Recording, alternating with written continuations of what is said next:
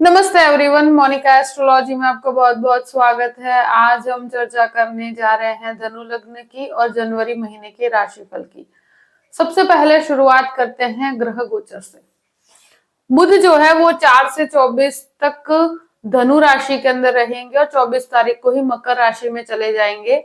मंगल जो है 21 जनवरी को मिथुन राशि के अंदर प्रवेश करेंगे वक्र गति के अंदर।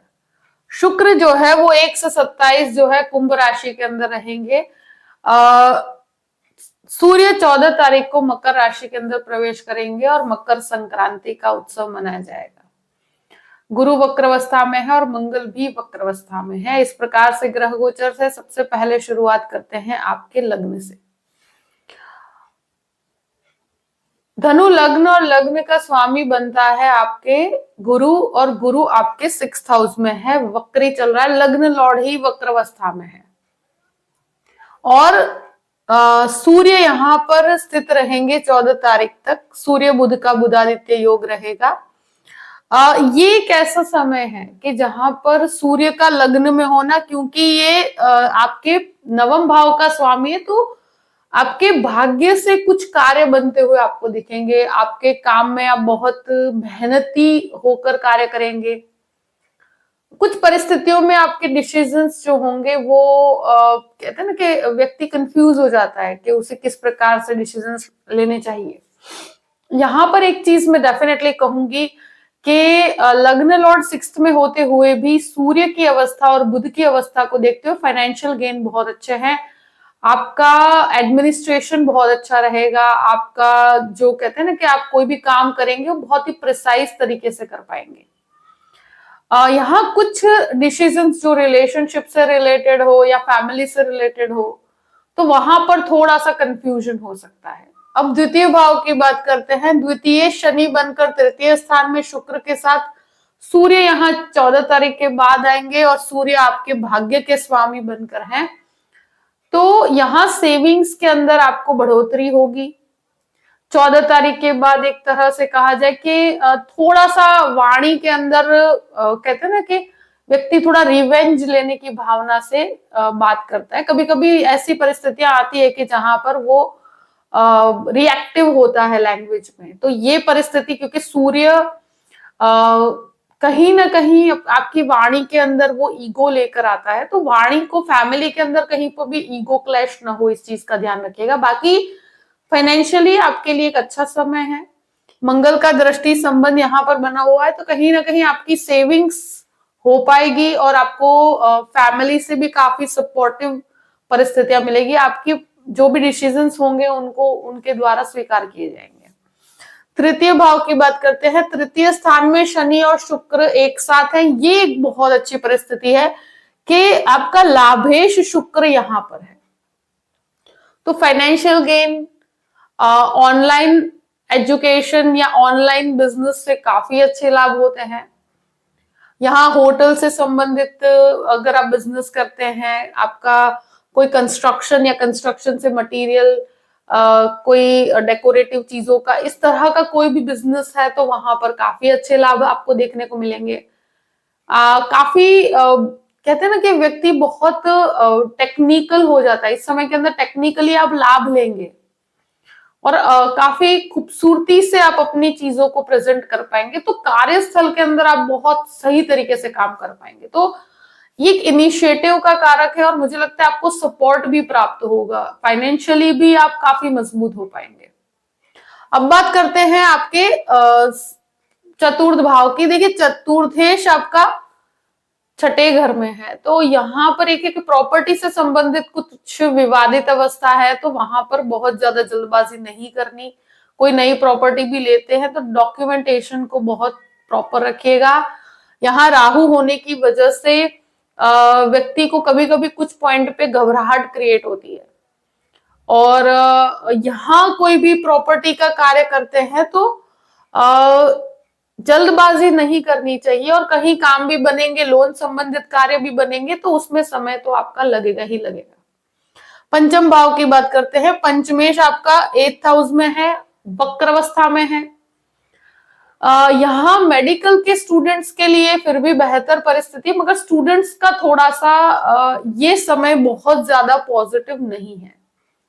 इस समय में थोड़ा सा भटकाव हो सकता है, कुछ रिलेशनशिप इश्यूज हो सकते हैं, या पढ़ाई के अंदर मन न लगना, या पढ़ाई में वो रिजल्ट जनरेट न कर पाना, फ्रेंड सर्कल के पीछे समय बिताना, ऐसी परिस्थितियां होती है। तो थोड़ा आपको यहाँ पर अपने एजुकेशन पे ध्यान रखना होगा, क्योंकि यहाँ इस समय में ऐसी परिस्थितियों में व्यक्ति को ब्रेकअप का सामना भी करना पड़ता है, कभी कभी रिलेशनशिप ब्रेक हो जाती है, या कहीं पर आपका कोई अट्रैक्शन है तो वो खराब हो जाता है। तो इस तरह की परिस्थितियां आपको देखने को मिलेंगी। शेयर मार्केट से इस महीने थोड़े संभल के चलिएगा, स्पेशली शुरू के 21 दिन के मुझे लगता है कि बहुत ज्यादा अगर इन्वेस्ट करते हैं तो नुकसान होने की संभावनाएं बनती है। अब बात करते हैं आपके 6th हाउस की। 6th लॉर्ड जो है शुक्र बनकर आपके तृतीय स्थान में है। यहाँ पर गुरु की अवस्था देखिए, ये हार्मोनल प्रॉब्लम, जिनको भी हार्ट से संबंधित समस्या है, कोलेस्ट्रॉल से संबंधित समस्या है, तो उनको अपने स्वास्थ्य का ध्यान रखना है। स्वास्थ्य आपकी प्रायोरिटी होना चाहिए, क्योंकि यहाँ पर मुझे लगता है कि क्योंकि लग्न लॉर्ड ही छठे घर में है, वक्र अवस्था में है, तो व्यक्ति के जो भी स्वास्थ्य होता है उसमें काफी उस अप्स एंड डाउन्स का सामना उसको करना पड़ता है। कोल्ड से रिलेटेड प्रॉब्लम भी आपको हो सकती है। यहाँ लोन की प्रक्रिया जो भी होगी उसका थोड़ा सा आपको कहते हैं कि बहुत ज्यादा लोन, नए लोन लेने की प्रक्रिया लेते हैं तो लोन तो आपको प्राप्त हो जाएंगे, लंबे समय के लिए लोन होगा, तो कैलकुलेटिव अप्रोच के साथ आप आगे बढ़ सकते हैं। अब बात करते हैं 7th हाउस की। देखिए 7th लॉर्ड जो है पहले लग्न में और बाद में द्वितीय स्थान के अंदर है। यहां पर एक चीज है कि मंगल यहां पर आएंगे, जो पंचमेश बनकर आएंगे 21 तारीख के बाद, तो ये वक्र अवस्था का मंगल है। तो ऐसे समय के अंदर क्या होता है कि व्यक्ति रिलेशनशिप है या मैरिज के अंदर बहुत ज्यादा जल्दबाजी करता है, और जो ऑलरेडी मैरिड लोग हैं वो गृहस्थ जीवन में काफी उतार चढ़ाव का सामना करना पड़ सकता है, क्योंकि मंगल वक्री है। तो ये डेफिनेटली बिजनेस के अंदर आपको काफी अच्छे लाभ होंगे, मगर मैरिड लाइफ के अंदर इस यहाँ आपको 21 तारीख के बाद उतार चढ़ाव का सामना करना पड़ सकता है। अगर कोई भी प्रकार की डाइवोर्स से रिलेटेड प्रॉब्लम्स चल रही है तो यहाँ 21 तारीख के बाद ये इश्यूज आपको परेशान कर सकते हैं। यहाँ कोई भी पार्टनरशिप बिजनेस भी करते हैं तो वहां मन मुटाव की परिस्थिति है, तो थोड़ा सा आप संयम में रहिएगा और बहुत ज्यादा अपने जो भी शेयरिंग है उसको लेकर काफी कैलकुलेटिव रहिएगा। जो भी काम करते हैं आप मेहनत करेंगे उस प्रकार से आपको रिजल्ट्स मिलेंगे, मगर मंगल की अवस्था को देखते हुए रिलेशनशिप का एक इशू है, जिसकी वजह से आप मानसिक रूप से थोड़ा डिस्टर्बिंग पोजीशन रहेगी, फैमिली की वजह से कहो या आपके गृहस्थ जीवन की वजह से कहो।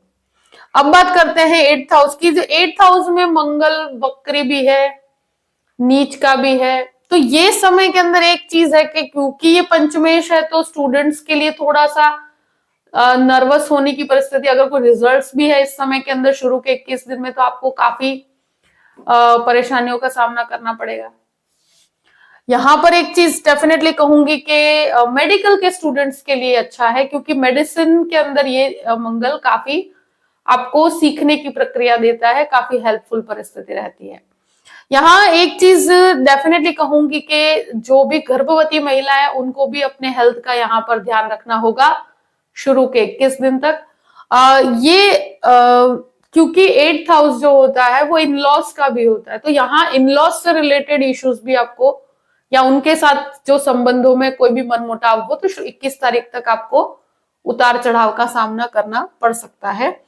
एक चीज के 12th लॉर्ड बनकर भी मंगल यहाँ पर है, तो विदेश से संबंधित अगर कोई भी एजुकेशन के लिए जाना चाहते हैं तो वहां डॉक्यूमेंटेशन इशू हो सकता है, तो थोड़ा सा आपको डॉक्यूमेंटेशन में प्रॉब्लम आए तो आपको प्रिसाइज रहना होगा। नवम भाव की बात करते हैं। नवमेश लग्न में है, ये एक बहुत अच्छा है कि शुरू के 14 दिन सूर्य लग्न में है तो भाग्य से कुछ कार्य आपके बहुत अच्छे बनेंगे। बिजनेस में बहुत अच्छी बढ़ोतरी होगी, बिजनेस से लाभ होगा, पिता से लाभ होगा। और यहाँ डेफिनेटली मुझे लगता है आध्यात्मिकता, स्पिरिचुअलिटी आपके अंदर बहुत ज्यादा बढ़ेगी। स्पिरिचुअल ट्रैवलिंग के लिए समय बहुत अच्छा है।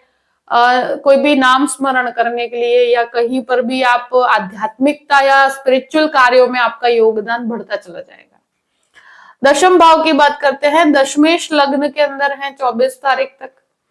देखिए 10th लॉर्ड का लग्न में होना बहुत सही डिसीजंस दिलवाता है। केतु यहां पर है तो आपको थोड़ा सा कार्यस्थल पे कभी कभी डिटैचमेंट दे देता है, मगर ये अवस्था मुझे लगता है कि आपके बिजनेस में, आपके जॉब में, जो लोग जॉबलेस हैं उनको भी जॉब मिलने में 4 से लेकर कहते हैं ना कि 24 तारीख तक बहुत अच्छी परिस्थितियां हैं कि जहां पर आपको जॉब मिलने की संभावनाएं बनती है। आपके कार्य बहुत प्रिसाइजली बनेंगे।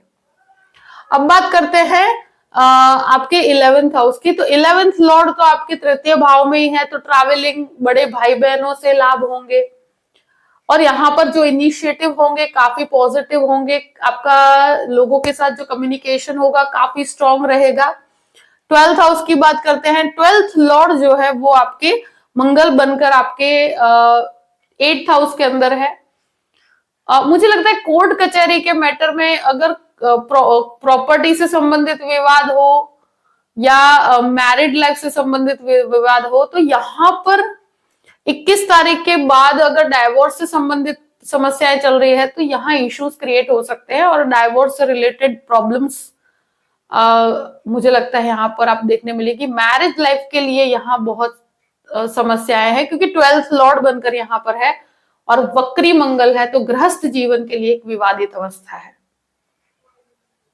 तो प्रॉपर्टी का कोई विवाद है तो भी, क्योंकि वो अष्टम में है मंगल, इस महीने कोर्ट कचहरी के मैटर के अंदर मुझे लगता है कि थोड़ा सा आपको सतर्क रहना होगा। वहां पर कुछ खर्च होते हुए मुझे नजर आते हैं। विदेश संबंधित कार्यों में भी मिले जुले परिणाम रहेंगे। गुरु के कारण एक बैलेंस बना रहेगा जहां पर आप सही डिसीजंस ले पाएंगे। तो इस महीने काम से संबंधित तो लाभ है, मगर जो आपके पर्सनल रिलेशंस है और गृहस्थ जीवन है उसमें थोड़े उतार चढ़ाव देखने को मिलेंगे। तो वहां थोड़ा सा आपको सही डिसीजन लेना है, किसी की सलाह लेकर काम कीजिएगा। जो भी आपके एल्डर पर्सन है उनकी जो भी परिस्थिति है मैंने आपके सामने रख दी है। आई होप कि ये वीडियो आपको पसंद आया होगा। पसंद आया हो तो लाइक भी कीजिएगा और सब्सक्राइब भी कीजिएगा। Thank you so much. जय श्री कृष्ण।